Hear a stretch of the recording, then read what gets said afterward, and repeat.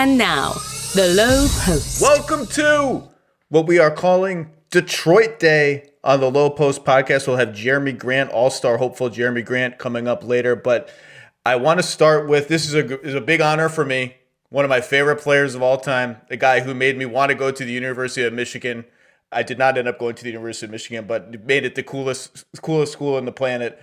And a guy that I once wrote a column about called Put Chris Webber in the Hall of Fame. The one and only Chris Webber. How are you doing?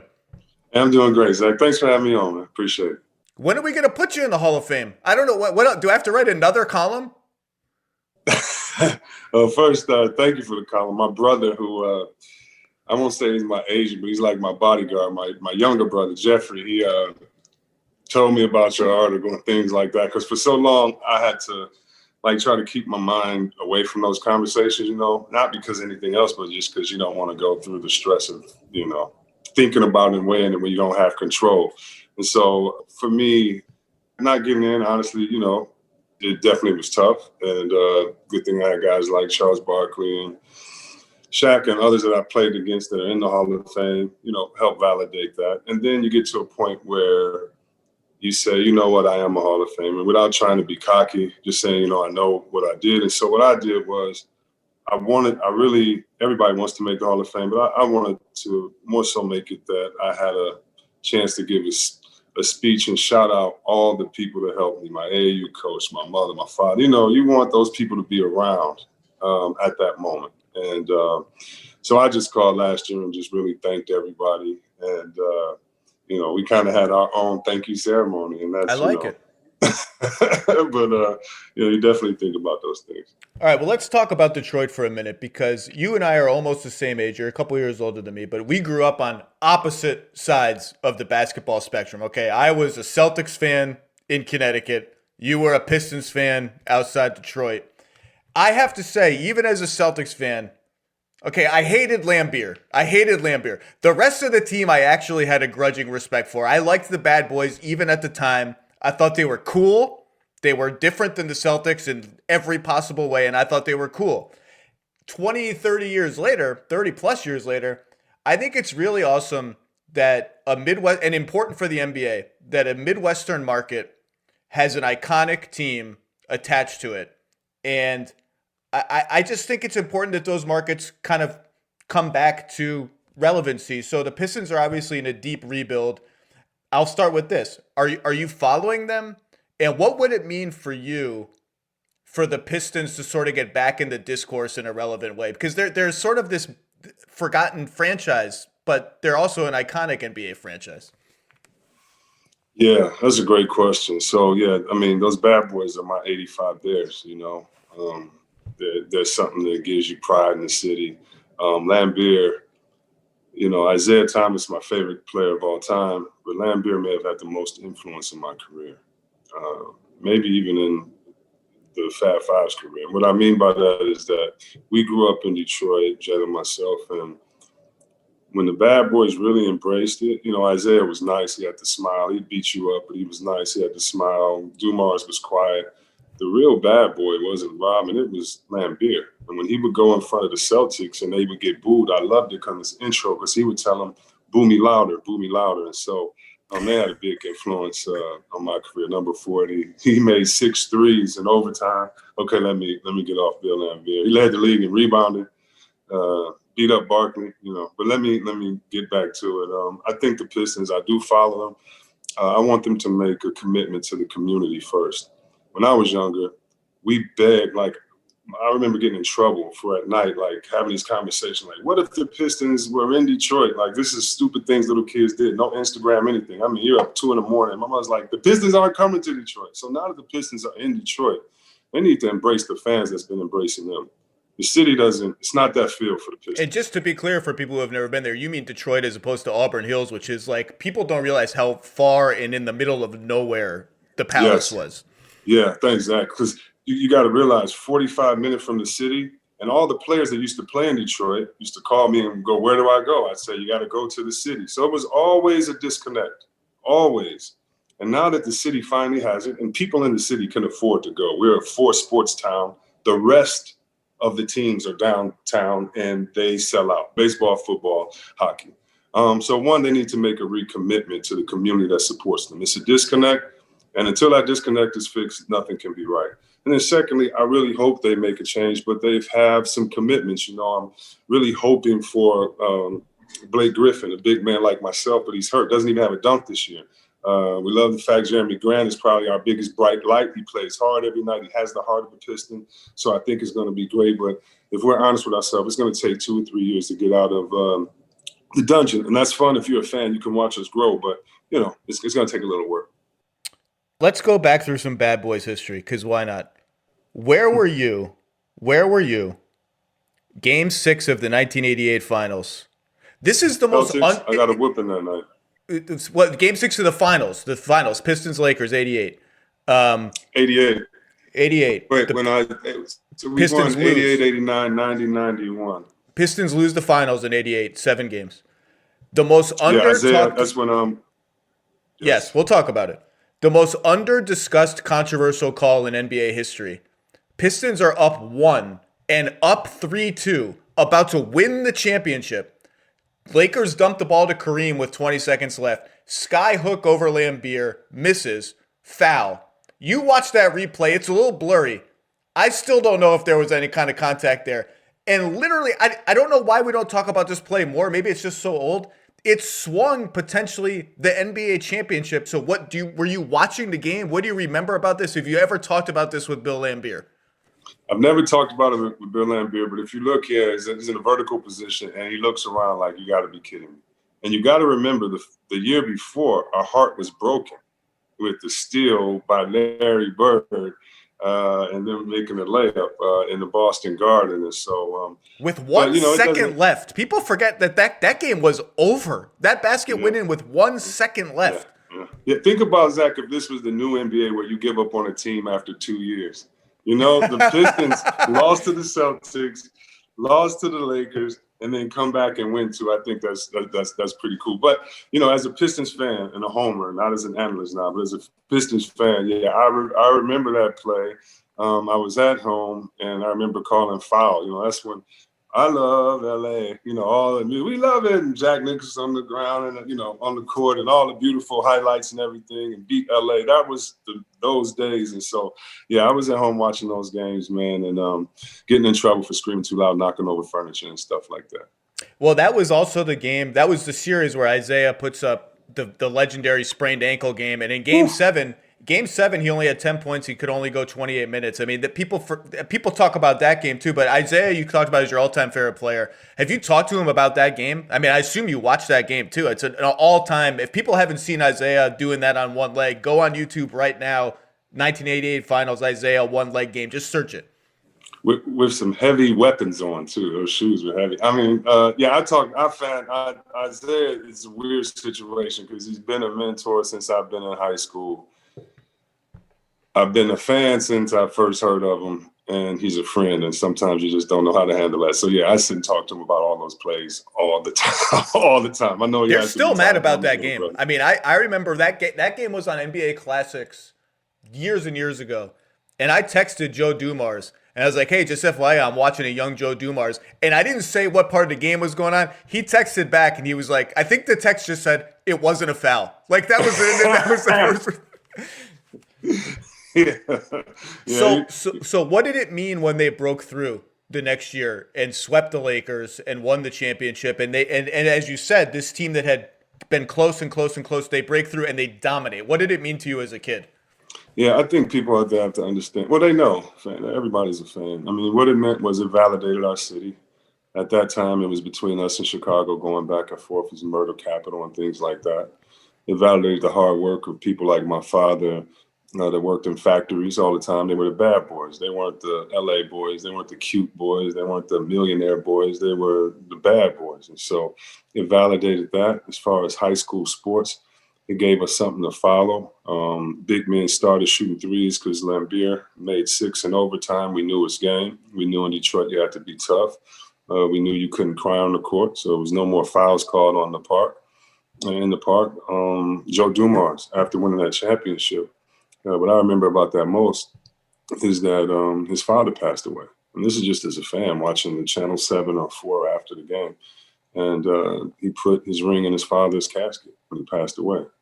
It meant the world to us. Pistons meant everything to us, and they still do, because sports represent so much more. And they were the underdogs. We felt that the league, as a fan, you feel the league wants LA to win. You feel the big markets, and so winning that meant one for the good guys, one for the underdogs. And me personally, as a Detroiter, we got to '84 when the Tigers won the championship, Kirk Gibson and those boys, and then '89 and '90. I just remember going all the way from not being old enough to drive, getting to beep the horn when my father drove around the streets, people hanging out the window, till me being able to drive him the last championship and beeping out the window. So they meant the world to us. Bad boys forever.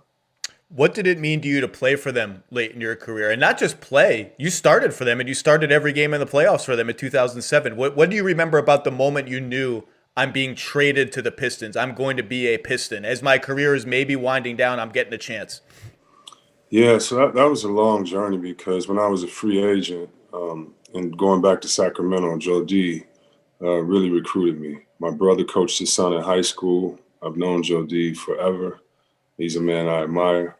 And Joe D sat me in his office. He had Martin Lawrence do a tape in his character for me saying, "Come home to Detroit." I mean, this was by far the best recruiting ever. Wait, what character was he in? Like a little bit of Romy Rome, but he was telling me from his backyard, hey, you got to be a Piston. He had the basketball and everything. It was just awesome to, coming home and just looking. I just had such a commitment in Sacramento. But I remember Joe D looking me in my eyes and going, our plan is this year to really be good, maybe sneak a championship, but we're going to win one in the next 3 years. And I want you to be a part of it. And at this time, there was no way to see that. And coming home at that time would have been something else. And I had established something in Sacramento. So not making it there was tough. And when they won, I even called Joe D, damn near crying, like, "You did it, congratulations. I wish I was a part of it." And then going home, I mean, it was the best locker room I've ever been in the NBA. Wow. Period. Maybe because we were the oldest locker room in the NBA, everyone was old. And at that time, Larry Brown, they won a championship 2 years before, and Larry Brown really put his stamp on the team. So I never saw a team that concentrated this much on defense. Rasheed Wallace, who was my rookie coming in, was now my peer. And his growth, how he was on the team, Chauncey Billups, Rip, Tayshaun Prince might be the smartest player I've ever played with. That was just a joy to be in that locker room. And so I remember that, the joy to be in that locker room, having Coach Collins, man, MVP, coached me, hear old stories. And then I remember, LeBron had a hell of a game. Thought we were going to go to the championship that year. He hit us with 25 in the fourth quarter. I was gonna ask you about your memories of that game. 25 consecutive Cleveland Cavaliers points to put the Cavs up 3-2 in that series. Yeah, whoever doesn't believe LeBron is good, you should just watch a couple games. But I remember that. I remember playing against a great LeBron. I remember, sitting in the Cleveland locker room knowing it was over. And I really retired a Piston. I tried to go to Golden State to have some type of semblance of full circle, but I definitely left my heart and soul in that locker room in Cleveland, and it was one of the best times. It was one of the best times of my life. Was that the best individual performance you ever played against that game? Like I just remember watching that game. I was watching it with my dad, and he was just going to the basket over and over again. There was nothing fancy about it. It's just and I remember they just can't do anything. He's just steamrolling to the basket over and over again. That's definitely one of the best individual games, and I'll put it because that team is one of the best defensive teams, period, that Pistons team, or one of the top teams that didn't go to championship defensively. So, yeah, that was just awesome to see what he was doing as a young guy. And, man, he only got better. So it was, that was something.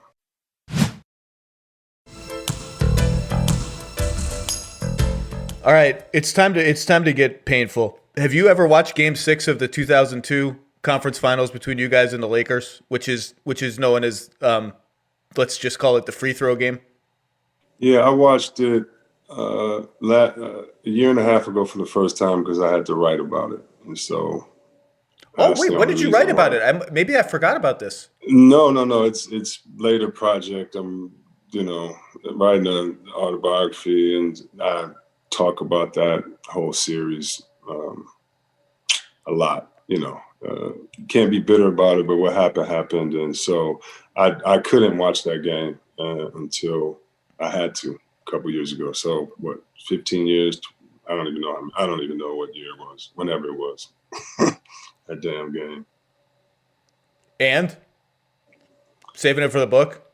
No, no. I mean, after that game in an interview in the locker room, I said, that was the first time I've ever been cheated.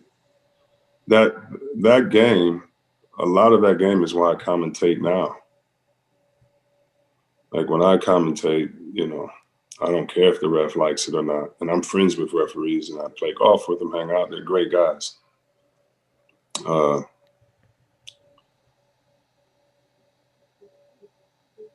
lack of balls that the media had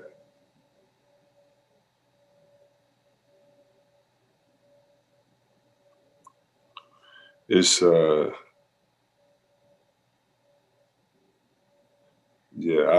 don't know what to say except I knew it then.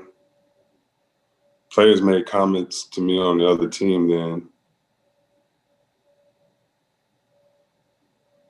And I'm in sports, so what can you do? You can't cry about it and say, what if?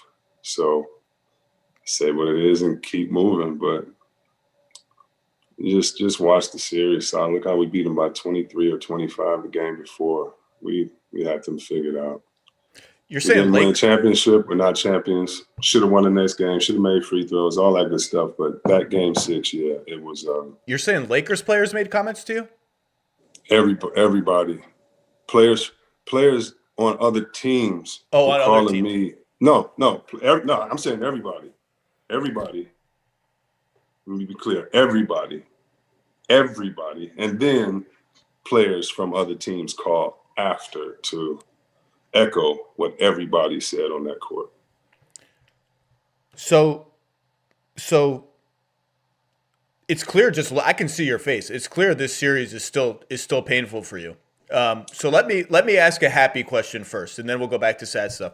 I remember interviewing Vlade Divac maybe 2 years ago. The Kings were having a nice run at the end of the 18-19 season. It seemed like it was coming together, and it seems like it's coming together a little bit now with Fox and Halliburton lighting things up. And I remember interviewing Vlade about what it would mean for him to be the GM of a Kings team that reached far again. And Doug Christie was walking by us as we did the interview on the baseline in Philadelphia. And he looked at Doug Christie and he said, you better believe he and I talk about it. And Bobby Jackson was on the staff then. I think he pointed to Bobby, he said, you better believe Bobby Jackson and I talk about it. It means something to us as a group. For us, now Vlad is obviously not there anymore, for us to build this particular franchise back. So do you feel, you obviously don't work for the Kings. I don't believe you've ever worked for the Kings, but that group seems to still share some connection. And obviously to neutral NBA fans, everybody loved that team. Everybody loved to watch that team. Even Lakers fans begrudgingly love to watch that team. But are you guys all still in contact? Do you feel that same sort of bond towards the fans in the city? Yeah, man. I love Sacramento. I go there all the time. I have business friends there. I wanted to run the team. I don't think anyone really knows the pain that we had. We did lose to the best. We lost to 3 Hall of Famers. One happened to be on the sideline coaching. But I made a decision to stay there. Not many people know that it was a trade in the works for me to go to LA. Also, I almost went to San Antonio as a free agent. Let's just take Damian Lillard. At the end of his career, he's going to be called a loser because he's not going to win one important. He's great. One of my favorite players. He's awesome, right? But when he's a free agent, he's going to have a chance to come up, and he's going to stay there because he's confident, arrogant, he's worked his butt off, and he loves Portland. But if Portland doesn't win one, he's going to have his fire burning, all the time. And so let me say as someone in the media, that if that scenario comes to pass, I hope you're wrong and we don't say, well, where's the ring and this and that, because that discourse is usually silly to begin with. But Dame, Zach, who haven't we done it for? I mean, and don't get me wrong, I'm not saying Harden is the same kind, but Harden has had a better career, gave his heart to Houston. It didn't end ceremoniously, all that, but the GM and the coach left. Like, that was an error. Or let's say, I just don't know who we haven't done that to, Zach. I just don't know. and it just takes time. Like, we did it to Barkley, we did it to Ewing, we did it still to do it to Stockton, we Barkley. did. Well, that's right. Shaq still does it to Barkley more than anyone else. But So, yeah, you were saying something about you almost got traded to, I guess, the Lakers. Yeah, sorry. Yeah, I go off on tangents. I had to make you work, earn it. But so yeah, does it mean a lot? Yeah, I love Sacramento. I love the fans. It would mean a lot to see them, and more for the fans. Like, those are the same fans that was there cheering us. I did not want to go to Sacramento. I made it clear. They were bottom dweller, terrible. Nobody cared. They didn't put money into the team.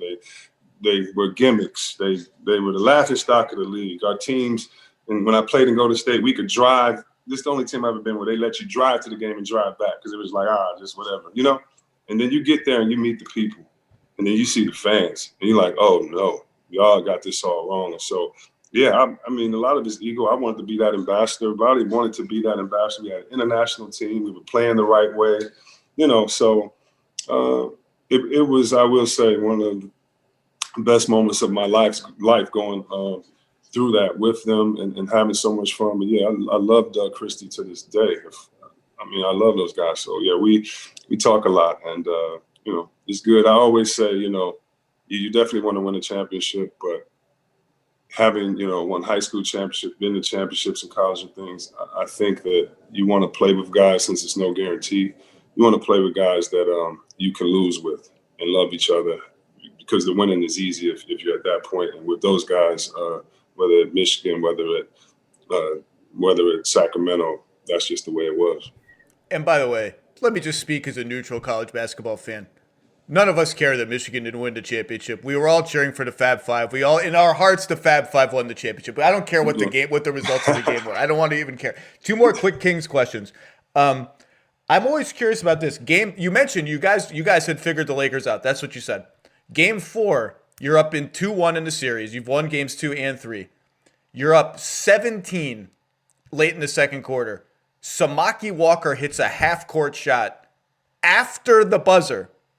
We don't realize it's after the buzzer until too late. It's already counted. They, of course, end up winning by 1. We don't have to talk about how they won by 1. It's been rehashed many, many times. Damn, Ori. And I'm wondering, when you guys go in that locker room up 65-51, chance to go up 3-1 in LA, what do you remember from that halftime locker room? Does that Walker shot take some air out of you, or do you guys still feel like, oh my God, like we've been up by 20 this whole game? We feel it.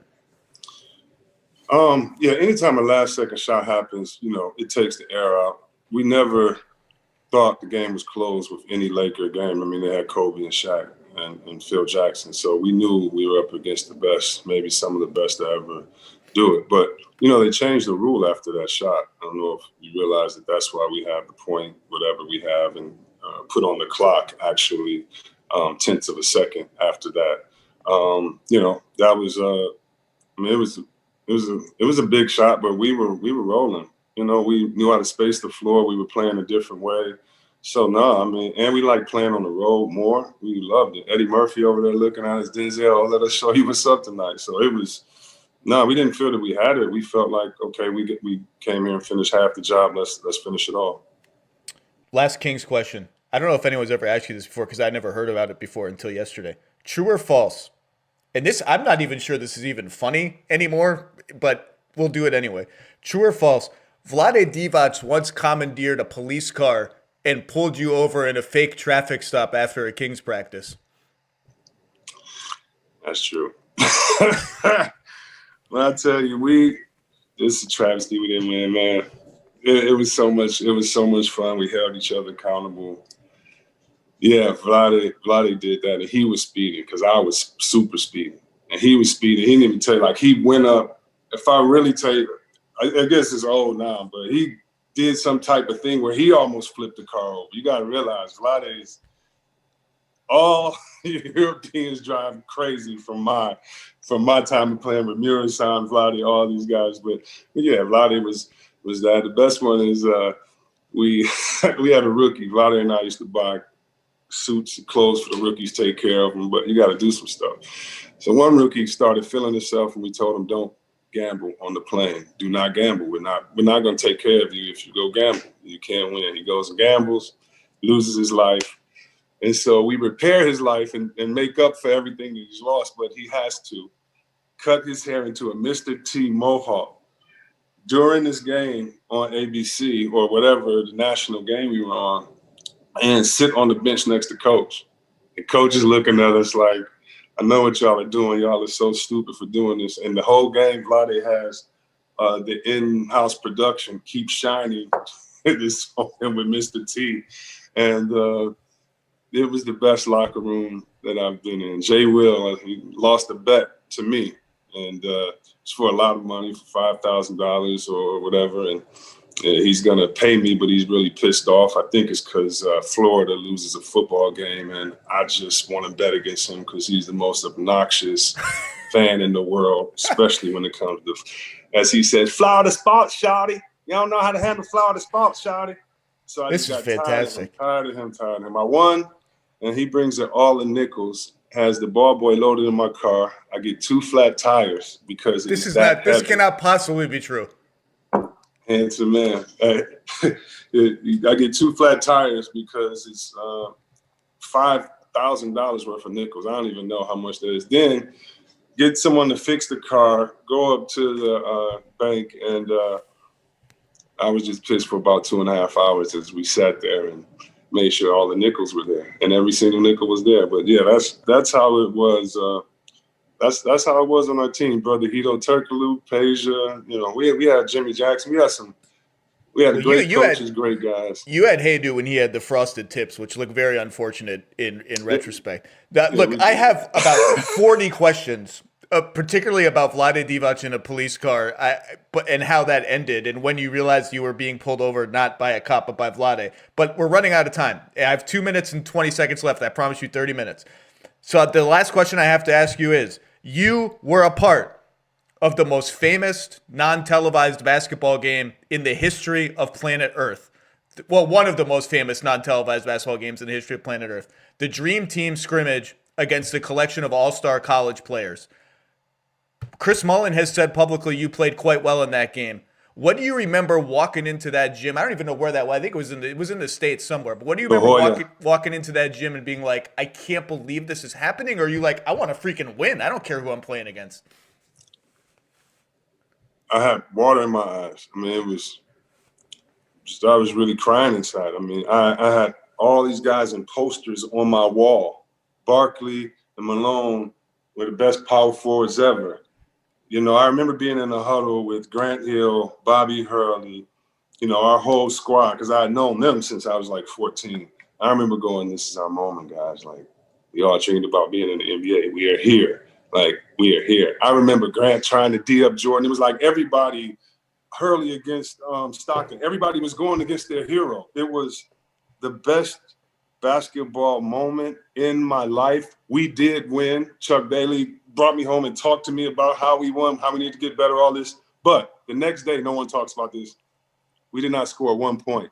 Yeah, they were not They happy. denied us. Like, it was the most embarrassing thing ever. But we got the first win. Best moment, period, in my basketball life.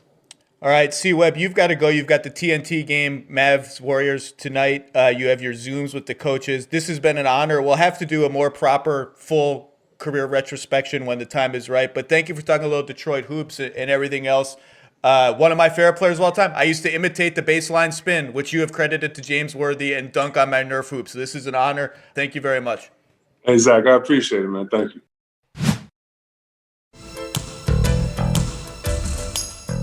All right, I'm very excited about this to continue Detroit Day. Let's bring in one of the breakout players of the season. a legitimate all-star candidate for the Detroit Pistons who made a very daring decision, not the safe decision, not a decision a lot of players would have made, to leave a conference finalist in Denver to come to a rebuild in Detroit. Jeremy Grant, how are you? Doing fine. I'm doing fine. How are you? I'm hanging in. So all-star, let's just start right off the bat. You're a candidate for all-star. I think it would be an incredible story. Should there even be an all-star game? Will you go if you get selected? I mean, yeah, it's definitely a lot going on.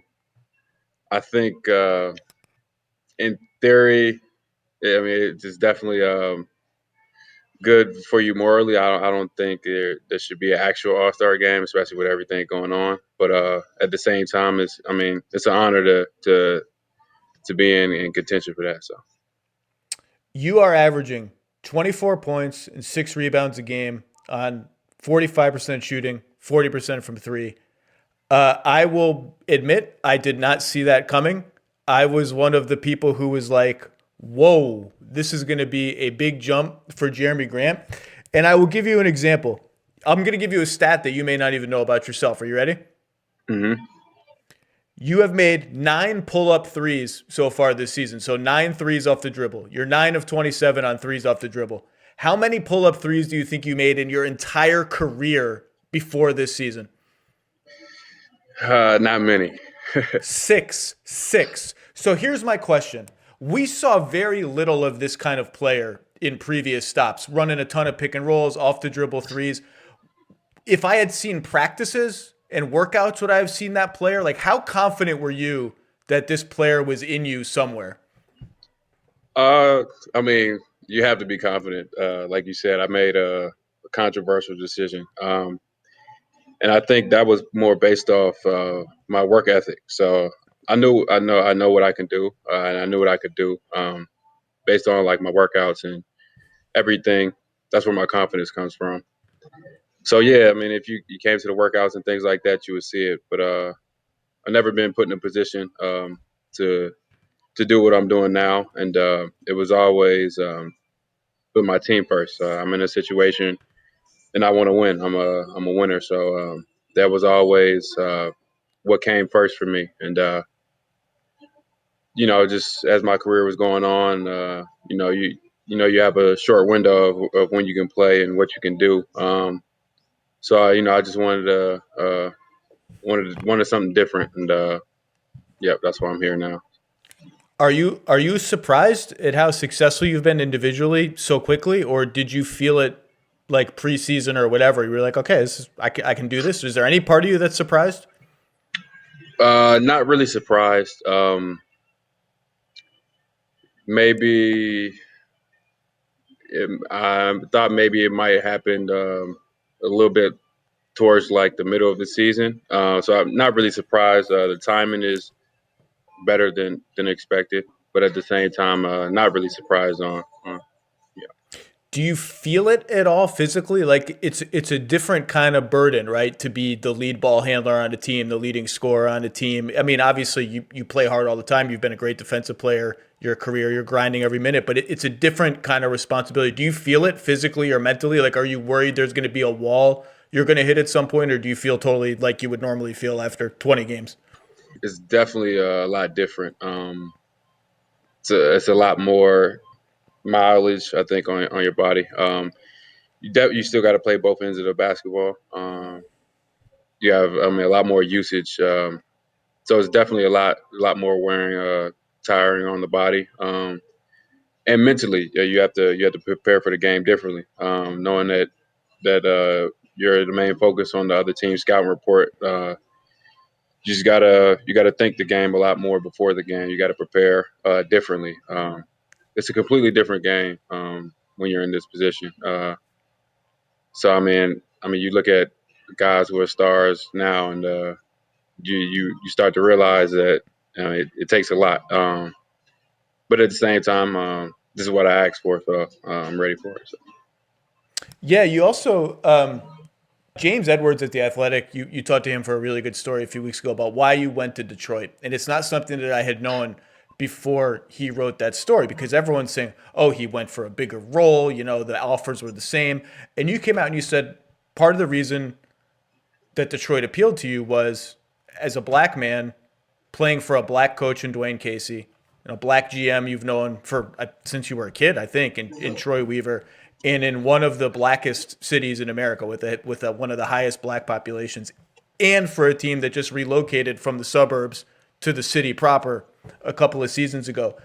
I had never heard that before, and I thought that was very interesting. So that was at the forefront of your thought process. Was it? When did it dawn on you that was at the forefront of your process? Is it something that you had been thinking about even before, or when did it hit you? I mean, it was extremely appealing for me, just like you said, to be a black man and to be able to have that entire experience. I mean, it was definitely appealing to me. I wouldn't say that obviously it wasn't the only reason that I came here, but it definitely helped to bring me here. What appealed to you about that? Just because, there's been a lot of, I think, justifiable criticism in the NBA about how the executive and coaching ranks do not look like the player ranks. And Detroit is one of the places where it does. Is it just as simple as that, or was it something larger, some comfort issue? Well, I mean, that is the case. And also, like you said, the comfortability level, knowing that you have people that have similar experiences to you, whether it's growing up, especially Troy, just me knowing Troy, I know, what he's been through, how he's, grown. And obviously him knowing me makes it a lot easier. But I think, yeah, the comfort level, it's definitely comforting for me personally to look over and know that my GM has experienced a lot of the same things that I've experienced as a black man in America and things like that. And then also, as a coach, I got to be, with Dwayne Casey all the time, Coach Casey all the time. So just to know that he understands, where I'm coming from off the court helps me to be more comfortable on the court. So. Do you still follow the Nuggets, or have you put out of sight, out of mind? Nah, I still follow him. Got a lot of friends over there. So, do you? Let's talk about some of the iconic sort of shots and moments of your career, starting with the Nuggets. The Anthony Davis buzzer beater in Game 2 of the Western Conference Finals. I watched it again today to remind myself, where's Jeremy Grant? Because I knew you were on the floor. Where is Jeremy Grant as you're guarding LeBron, who's setting a screen for Anthony Davis, and you stick on LeBron because the screen doesn't hit. So take me through that play. I'm sure you can still see it in your mind's eye and what the conversation was in the huddle about that play. Yep. So yeah, it's definitely tough. I can definitely see it. So the conversation was we're switching 1 through 5 before the ball comes in. Obviously, a few seconds left. And it was contact switching. So if your man sets a screen on somebody on your team, you switch it. So it was a little different. LeBron was standing there. He ended up walking down. He didn't really set a screen. Anthony Davis was on the right elbow. And he ran straight from the right elbow to the 3-point line all the way around. There was no screen. I think we kind of got it a little confused. And it was 2 people on LeBron. Anthony Davis was wide open. Yeah. What's Jokic the locker room? Yeah, Jokic made it nice for big Jokic. Yep. He got out there pretty good, waving a hand in his face. Yeah. What's the locker room like? What's the night in the bubble like after that game? You can't go anywhere, right? There's one restaurant you can go to. So how does a team take a blow like that, go down 2-0 to LeBron? And if you're down 2-0 to a LeBron team, you're now in huge trouble. What do you do after a game like that? Honestly, you just look at the things that you could have did better throughout the game. Can't really harp on it too much. You got a game in another day and a half or 2 days, whatever. And you just got to focus on the next game. Honestly, it definitely hits pretty hard. It's just definitely tough. So you got a few hours to harp on that, and then you gotta move on to the next game. The round before that, obviously, you guys complete the crazy comeback against the Clippers. Okay, so you're down 3-1. We all know that. You're down 12 or 13 at halftime. And they even start pulling away a little bit in the third quarter. But inside that halftime locker room, do you really believe as a team, oh, we're fine, we got this? Is there any, like, I don't know what you remember from that halftime game five, if Malone said something or if it's just totally calm and normally you're like, we're just going to whittle it away. We just did this against Utah, but the Clippers are a different beast. Like, what do you remember of that locker room? We were definitely still confident. We had a lot of firepower on that team. We had a lot of talent. Uh, 5, maybe 6 players that can score 30 points on the team. Yeah, we wasn't really too worried. I think we were just like, I mean, it's now or never. We got to do this, or we're going home. So I think we kind of had that mindset. Obviously, in the series before, in the Utah series as well. But no, we were pretty confident, and once we got Game 5, we were really confident at that point. Yeah. It seemed so. What are your impressions of the Pistons young guys? Pick Isaiah Stewart, Sadiq Bey. What are your impressions? I like watching Stewart a lot. He just wants to kill people out there and get every rebound. Yeah. What are your impressions of him?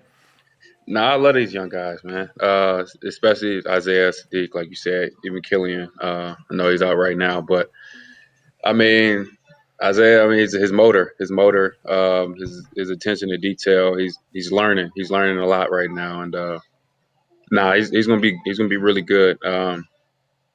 He got a lot of basketball IQ, and like you said, his motor, the way he approaches every game, not even just the games. If you guys can see him in practice and even walk through and things like that, you guys understand why he plays like that.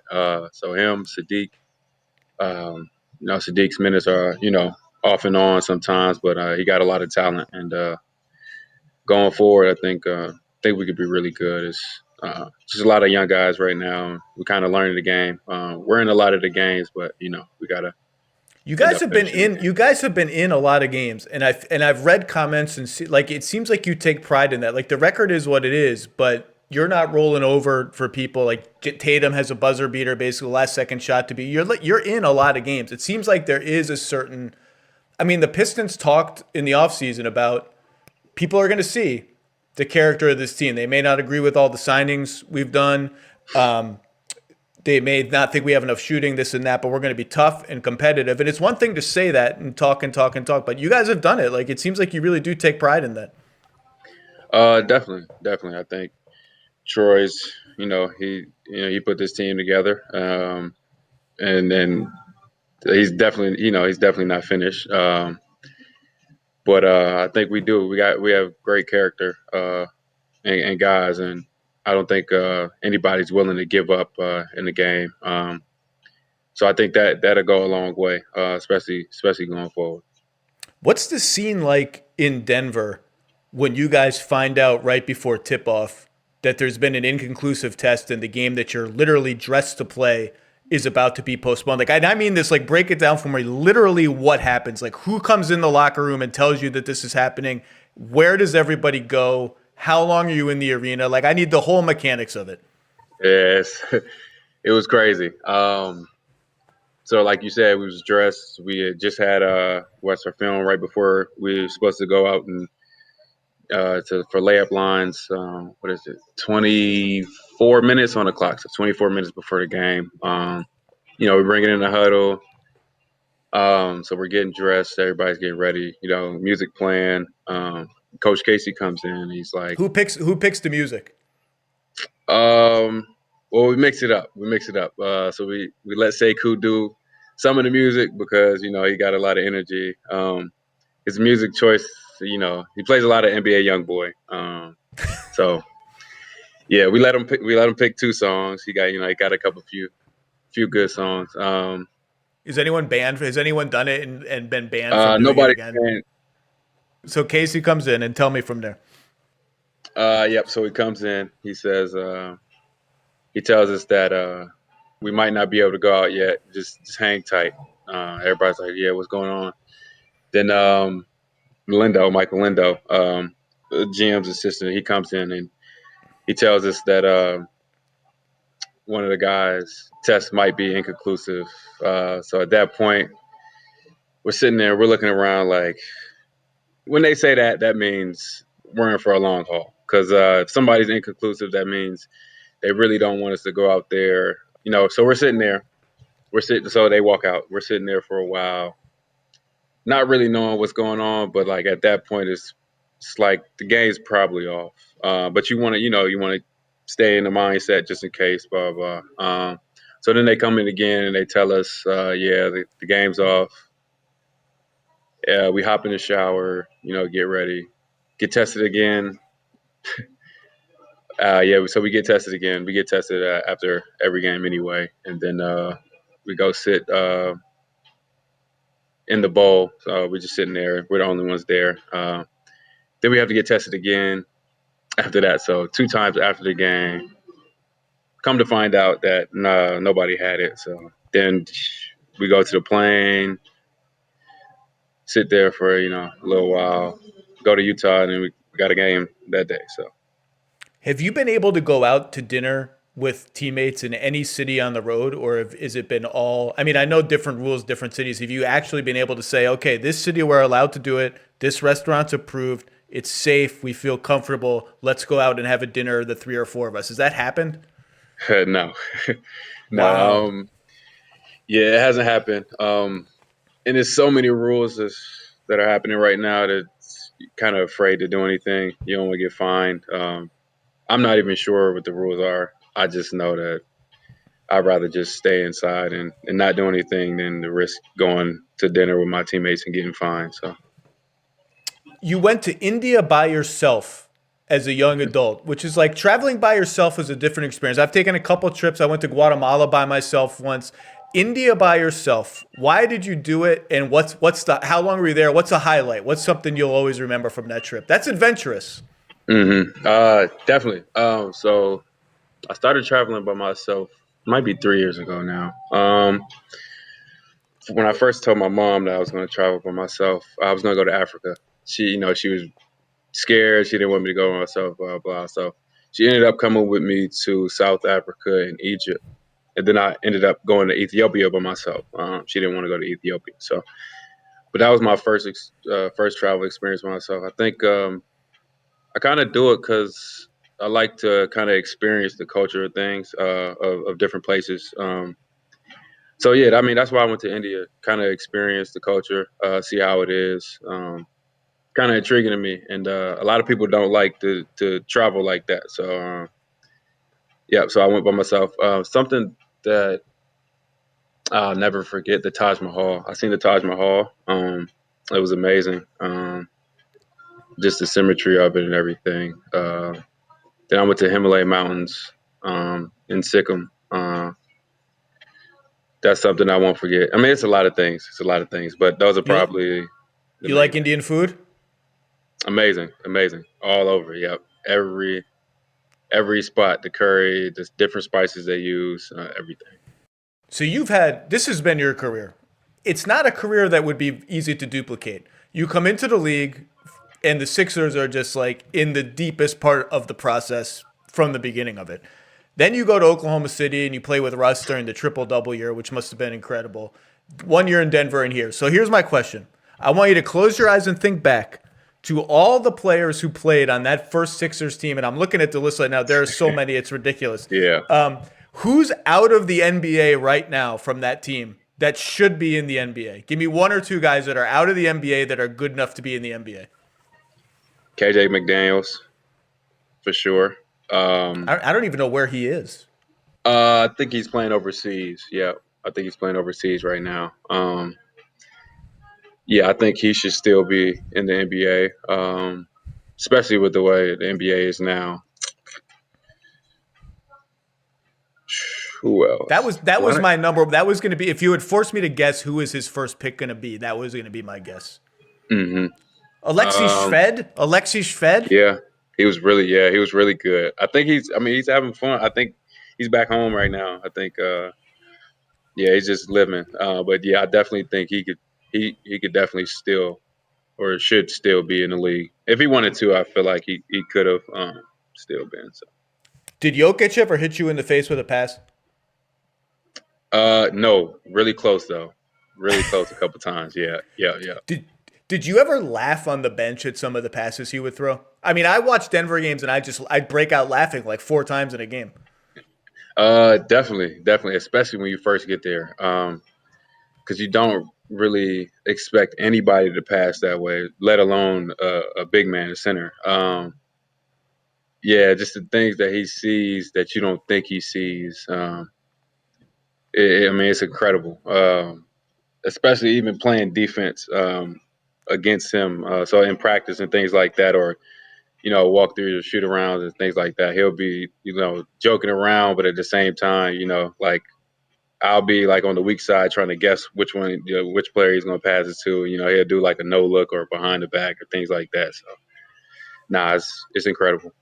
Speaking of the process, and your jump shot. I once talked with John Townsend, who was a shooting coach with the Sixers back then, and he was telling me how much work even then you're putting in because you came right into the league and we're like, we're making this guy a 3-and-D player. This is our number one goal with him. And the 3 took a long time. I don't have my notes, but he told me there was like some contraption he would put on your arm or elbow or something to try to change it. So like what in the world? It sounds like a robotic arm or something. What was it?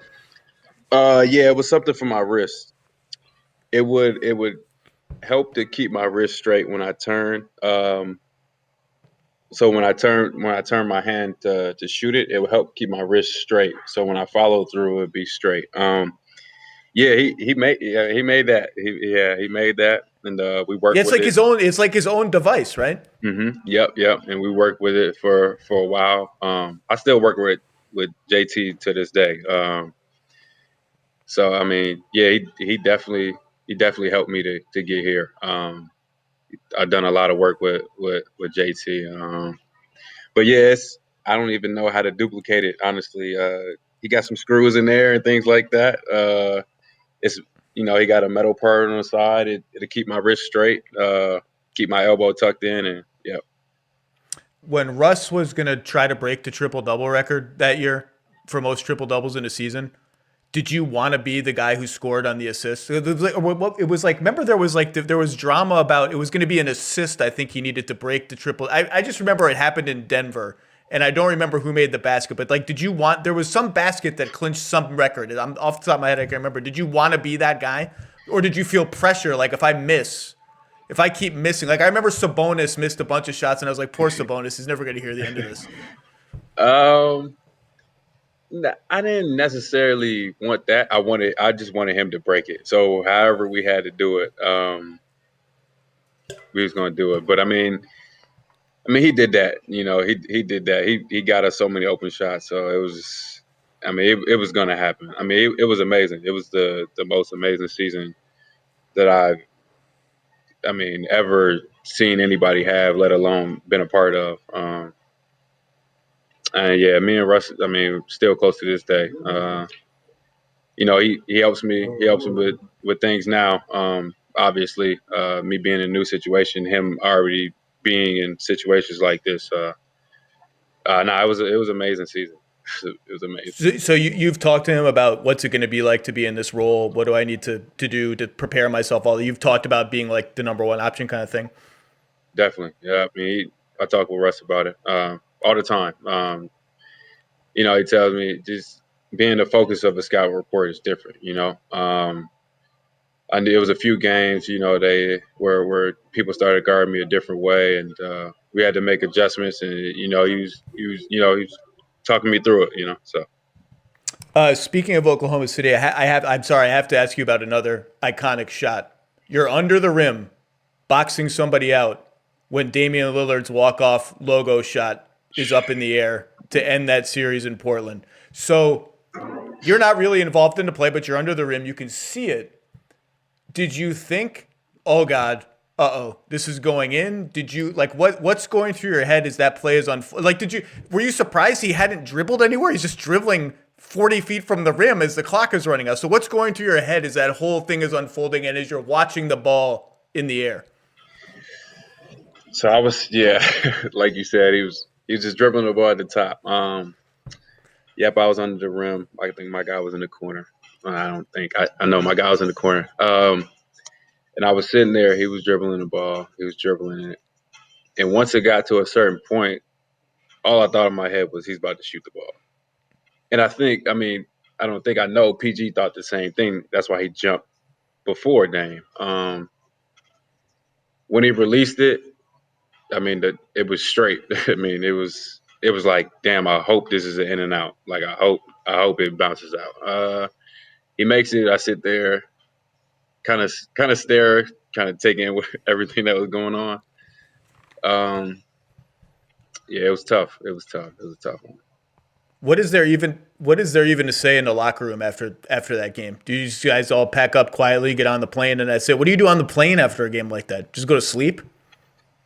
Yeah, you're not gonna be able to sleep for a few days. But yeah, there's nothing you can really say. We're going home at that point. But that's going to be on your mind for a while. Get off social media if you don't want to see it, because it's going to be everywhere for. Still, they still put that up sometimes, but yeah, you just, it's nothing that's to gonna do. That's gonna play forever. I got news for you. You're gonna see that shot 9 million times in your life. Yeah. Last one, and I'll let you go. I am not a comic book guy, so I'm not the right audience for this. I have been told that you are a big comic book guy. Give the comic book nerds which is not me because I don't know anything about comic books. Give the comic book nerds a recommendation from Jeremy Grant for maybe an under the radar comic or a new comic or something that would impress the comic book nerds. That would impress the comic book nerds. Or irritate them. Either way, I don't care.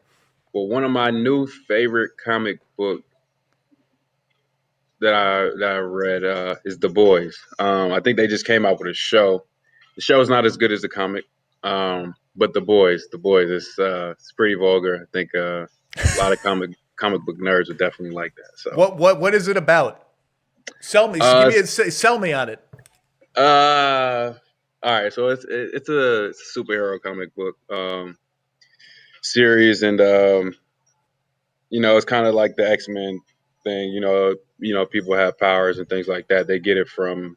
Well, I don't want to tell everybody what's going on in it. Okay, all right, okay. But yeah, they got powers. They got a 7, which is the strongest superheroes. They're up top, and they do a lot of crazy stuff. They're not the superheroes that you think. They're more like villains. Like if real people had powers, how would they act? If you were the strongest man in the world, like, would you want to help everybody, or like, would you just do whatever you want to do? So so just think of the craziest things that could come off of that, and then like that's what it's about. All right. Well, look, you've been generous with your time. Look, I was wrong. I didn't think you were going to thrive like this in Detroit. I've been super, super impressed. Every game I watch or look at the box score, I'm like, you did it again. 20 more, 25 more, efficient shooting. So I congratulate you. Congratulations on the deal, and keep it up, my friend. It's been great to see. Thank you.